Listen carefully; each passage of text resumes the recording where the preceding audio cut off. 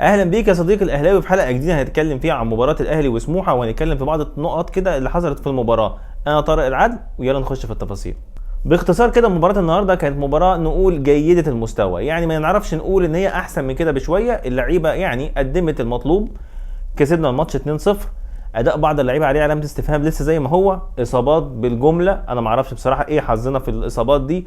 بس خلينا كده نمسك بعض النقط اللي احنا عايزين نتكلم عنها في المباراه دي. بشكل عام الاهلي قدم مستوى جيد، مش المستوى اللي احنا مستنيينه. بعض اللعيبه يعني حسين الشحات بالرغم الاسيست الروعه اللي عمله امام عاشور في الهدف الثاني، لكن حسين لسه برضه في بعض الكرات كده، ويعني مش حسين اللي احنا عارفينه. حسين الشحات لاعب مهم جدا ومهاري وعنده بص اكتر من كده بكتير، بس حسين الفتره دي انا مش فاهم ايه اللي بيحصل معاه. مستواه يعني ايه، بتلاقيه جوه المباراه ما تبقاش فانت فاهم في ايه يا حسين.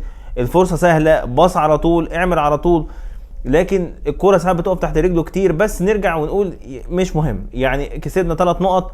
وهنرجع نقول ان ملخص الاداء النهارده بيقول ان الاداره لازم ولا بد ان هي تدعم الفريق خلال الفتره الحاليه، فتره يناير دي. لازم الاهلي يدعم فريقه على مستوى الاجانب وعلى مستوى حتى اللعيبه المحليه. الفريق بجد بقى عنده فقر في الدكه بشكل مخيف. النهارده مثلا كمثال اشرف داري يصاب، يحيى عطيه الله يصاب، فانت بدل يحيى عطيه الله نزل مكانه الدبيس اللي انت برضه ما بتلعبوش في مكانه وبتقعد تغير في مركزه في خلال الفتره الاخيره، والنهارده نزل اخيرا في المركز بتاعه وصنع الهدف الاول.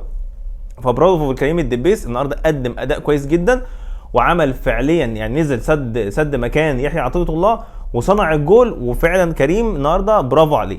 لكن هتيجي مثلا تشوف اشرف داري اتصاب ما بين الشوطين، فطبيعي احنا كنا ممكن نشوف يوسف ايمن، لكن لا، يعني هو يوسف ايمن بره حسابات الراجل. يوسف ايمن خلاص انا اعتقد ان يعني هو اخره فتره يناير دي لها، والعاره بتاعته مش هتكمل وخلاص هتنتهي. ويعني هو اللاعب سبحان الله مش واخد ثقه، ونزل ماتشين معانا، احنا شفناه في ماتش الزمالك، شفناه في ماتش تاني، المستوى ما كانش قد كده وخلاص هو الراجل خرج بره حسابات كولر تماما. تعالى بقى نتفرج على اداء بعض، يعني مثلا تيجي تتكلم نفس ما اتكلمنا كده على حسين الشحات، تيجي تشوف مثلا اداء اكرم توفيق النهارده. على فكره برضو بالمناسبه يعني الشناوي جت عليه كذا كوره، الشناوي اتعامل معاهم صح، بس في كذا كوره خبطت في القايم والعارضه. كان فعلا لعيبه سموحه النهارده عامله يعني خطوره كبيره على النادي الاهلي، والحمد لله ان هم ما كانوش موفقين. يعني مهاجمين سموحه النهارده ما كانش فيه اي توفيق قدام الجول، وده الحمد لله سطر ان في كذا كوره تخبط، ويعني لو اتردد بس لاعب سموحه يحطها في الجول.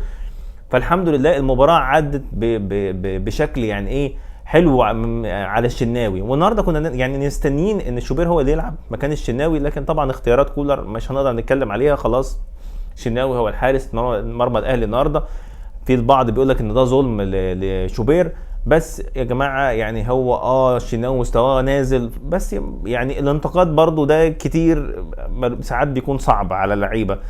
فكره برضو ان انت تيجي تنتقد الشناوي كل صوره تنزل على الصفحه الرئيسيه، جماهير الاهلي بتخش تعمل انجري على الصوره، فده بصراحه شيء برضو يعني ايه مؤذي للعيبه، خصوصا ان اللعيبه بتخش وتشوف. فنتمنى ان الموضوع ده مع الوقت يتصلح. فكره ان الشناوي وفكره شوبير محتاجين شوبير ياخد فرص اكتر. شوبير من الحراس الموهوبين، يعني حارس موهوب له مستقبل، فاتمنى ان هو خلاص يا جماعه هي سنه الحياه كده، اجيال بتسلم اجيال. شوبير يبدا ياخد فرص اكتر، شوبير يبدا ياخد ماتشات اكتر عشان يثبت نفسه اكتر معانا في الفتره الجايه ان شاء الله. هنيجي بقى على القصه اللي النهارده كابتن سيف زاهر ساب كل حاجه في المباراه وركز معاه. المباراه 90 دقيقه بوقت اضافي وهو ركز مع احتفال امام عاشور. امام عاشور ايه الاحتفال ويقصد ايه بالبالونه البيضاء ويقصد ايه ومش عارف ايه، وكابتن ايمن يونس طبعا تعصب، ولازم لجنه المسابقات ولجنه مش عارف مين ولازم تتصرف ولازم تاخد اجراء ولازم تعمل ايه. هتاخد اجراء ضد لاعب نفخ بالونه لونها ابيض على اساس ايه بقى؟ انت تخش في نيته. بعيدا بقى عن الاحتفال، انا كمشجع اهلاوي انا ضد الاحتفال وضد التلميحات. يا سيدي فضنا خسيره، ركز في الملعب، ابوس ايدك ركز في الملعب وما تشغلش بالك لا سوشيال ميديا ولا تضرب المنافس ولا بوم طخ ولا الكلام ده. يا سيدي ركز في الملعب، قدم لي مستوى حلو وجيب لي اهداف واعمل اداء كويس، وبعد كده بقى يعني سيب بقى موضوع السوشيال ميديا للناس بتاعت السوشيال ميديا، سيب الجمهور للجمهور.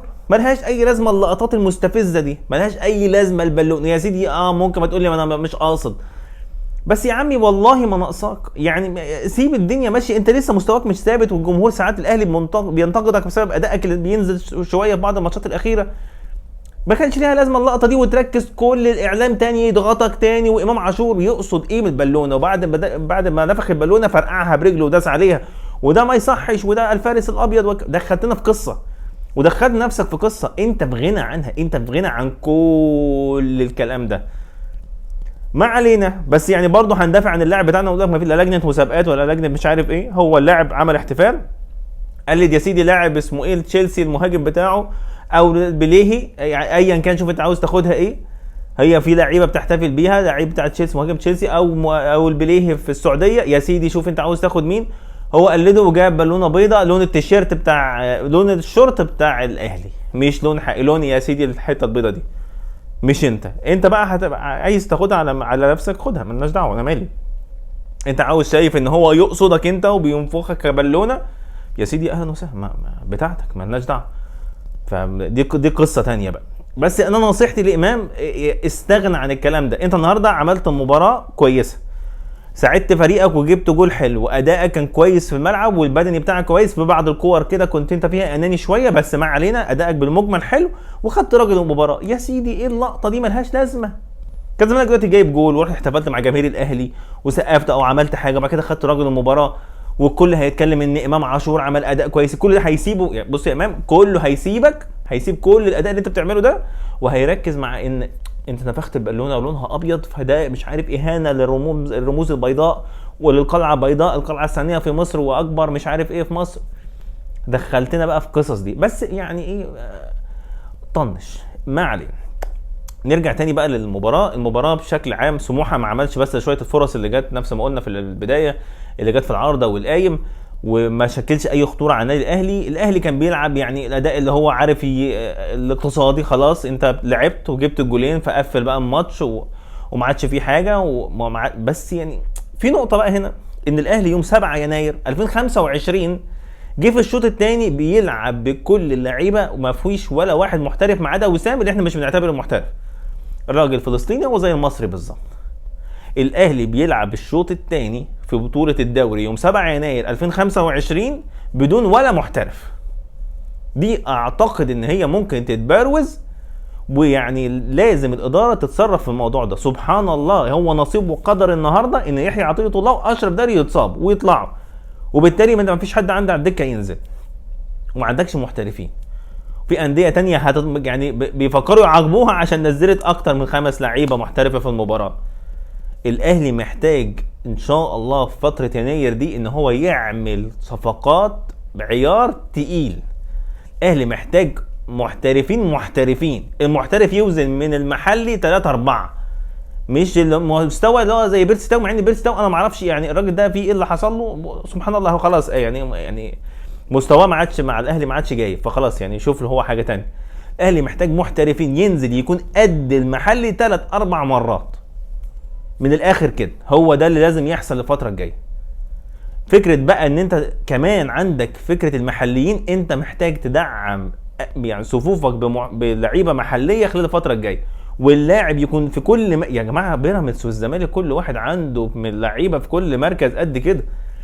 ماتش الترجي بيراميدز نزل كوكتيل لعيبه تاني بعد ما الدنيا كانت مقفله وتعادل، قلب المباراه وكسب الماتش في الاخر.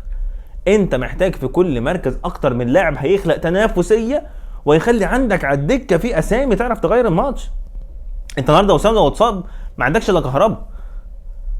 الماتش اللي فات لعبت بكريم الدبيس جناح يمين، ودي كانت عامله ازمه كبيره جدا جدا جدا للنادي الاهلي.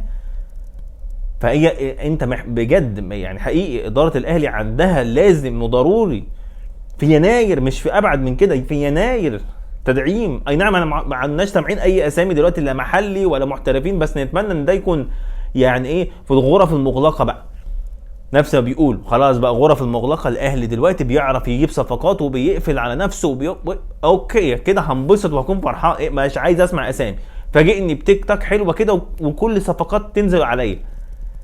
لكن فكره بقى ان انت تعدي يناير من غير ما تدعم الفريق، واديك شايف اللي بيحصل واديك شايف الدكه بتاعتك، لا الوضع هيكون صعب قوي الصراحه. الوضع هيكون صعب قوي قوي قوي. الاهلي محتاج تدعيم، الاهلي محتاج فعليا في يناير يا اداره كابتن الخطيب، بجد احنا محتاجين، الفريق محتاج، انت اكتر واحد عارف ان فريقك محتاج، وبالتالي ده محك في يناير عشان اللعيبه تبدا تدخل يعني تتنافس مع الاهلي وتشارك معاه عشان نستعد لكاس العالم للانديه. ما نروحش هناك نتفضح، ما نروحش هناك يعني تروح بوسام ومعاه كهربا، ووسام لو اتصاب تلعب بكهربا وكهربا ملوش بديل، وتلعب تاخد معاك ناشئ وتدخلنا في القصص دي. لا، اتمنى ان شاء الله ان شاء الله ونأكد على الموضوع ده بان الاداره تدعم الفريق خلال الفتره الجايه. ويا امام ابوس ايدك، ملهاش لازمه اللقطات دي، ركز في الملعب، انت لاعب يعني من احسن اللعيبه في مصر، ركز في الملعب، ما تعملش اللقطات دي، ملهاش اي 30 داعي ولا اي لازمه. مبروك للنادي الاهلي، وان شاء الله ان شاء الله الفتره الجايه يكون احسن واحسن. سلام.